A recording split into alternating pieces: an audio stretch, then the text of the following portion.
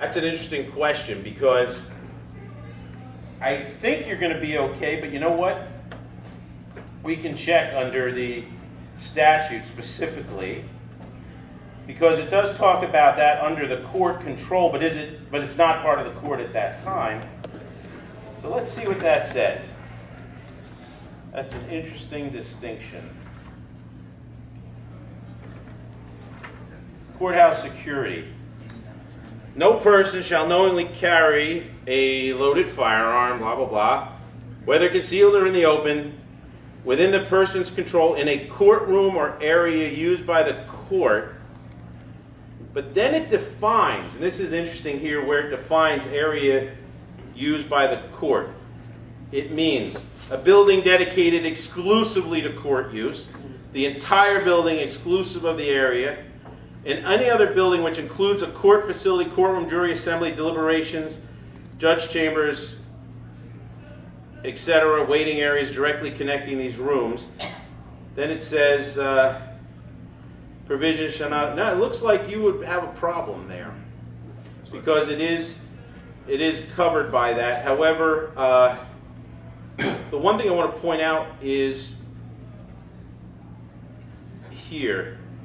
It shall be an affirmative defense to any prosecution that there was no notice of the provisions of paragraph 1 posted in a conspicuous place.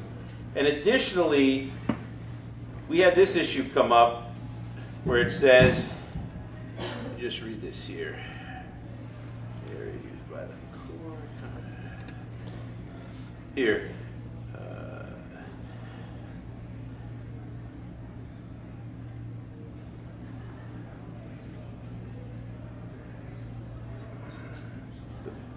Can't find right this section, but there is a section right in there, because we had this issue. When you walk into court, you have the metal detector.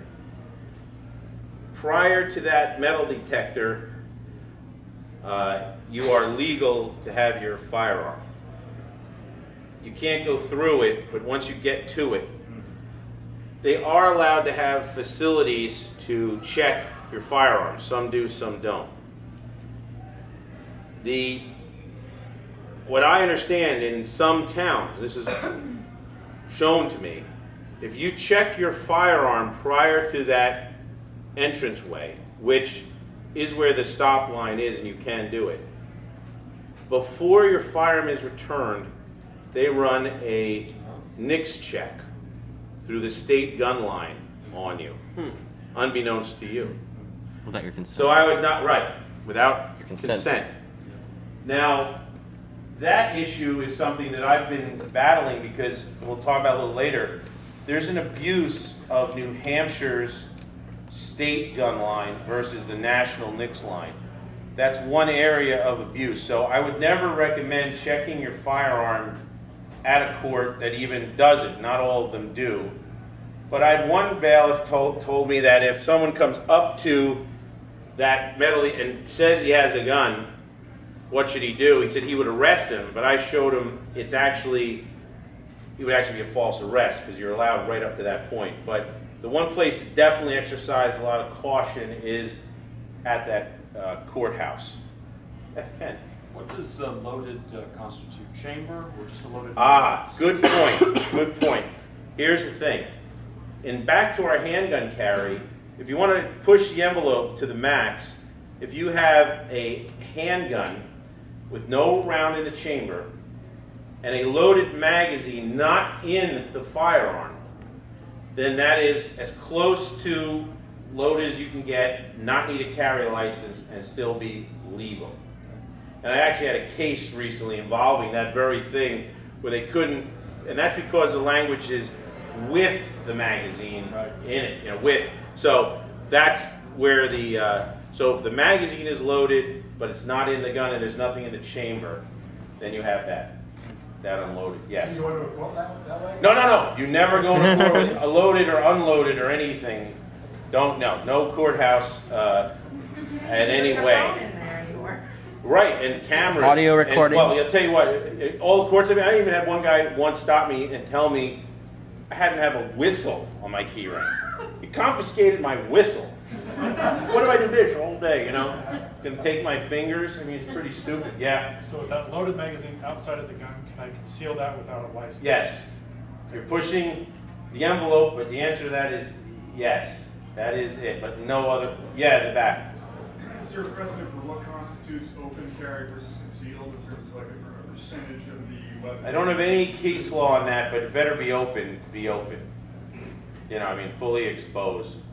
But I don't have case law for New Hampshire so you better maximize your status there. But let me also just show you what we're talking about under 58. Because, you see, New Hampshire enforces the carry license by way of the provision under 159.4. And here's what it says. No person shall carry a loaded pistol or revolver in any vehicle or concealed upon his person except his dwelling, house, or place of business without a valid license, therefore. So that's how it gets enforced. A loaded pistol or revolver shall include any pistol or revolver with a magazine, cylinder, chamber, or clip in which there are loaded cartridges.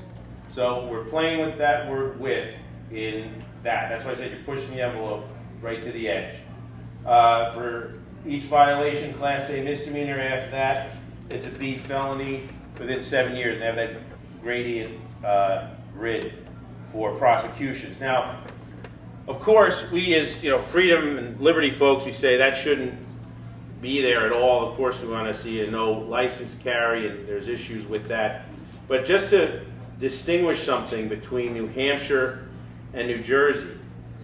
Okay, you illegally carry your concealed handgun without a license. And you're looking at an A misdemeanor, it's in district court. Even if you're convicted of it, you're not going to lose your gun rights. First offense, please, keep you out of jail with half my brain tied behind my back. Okay, New Jersey, you possess a broken BB gun. Okay, not only afraid on your person, left in your car, in the trunk, a broken BB gun that you got from out of state in a box of all your other stuff when you were a kid, that you're driving back home with.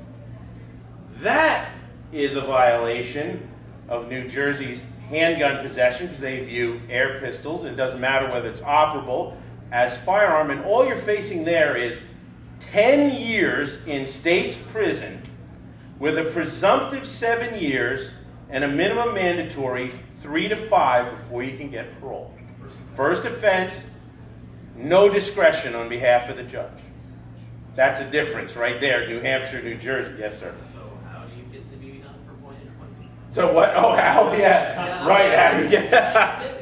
Right. How do you do it? So, well, what you have to do is it has to be cased, unloaded, and if it is in your trunk, you have to be within the exemptions. And if you're outside the exemption, which is strictly going to your home or going directly to your home or directly to the target range in New Jersey, then you no longer are legal. So what they've done in New Jersey is they've set up a system of affirmative defenses where you are guilty until you prove yourself innocent in New Jersey, to prove that you're within exemptions. And these exemptions are narrowly construed by the courts, and the penalties are draconian.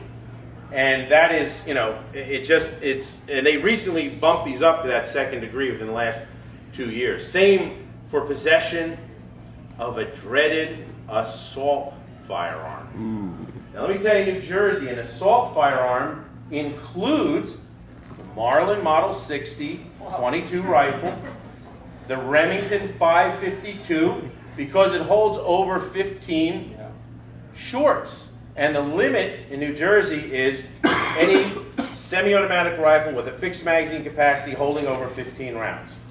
So it wiped out all those class of 22s, etc. Now, there's a famous case in New Jersey called Pelletieri, in which he went to trial over this. He had won a Marlin Model 60, had won it in a shoot, never fired it, still had the tags on it.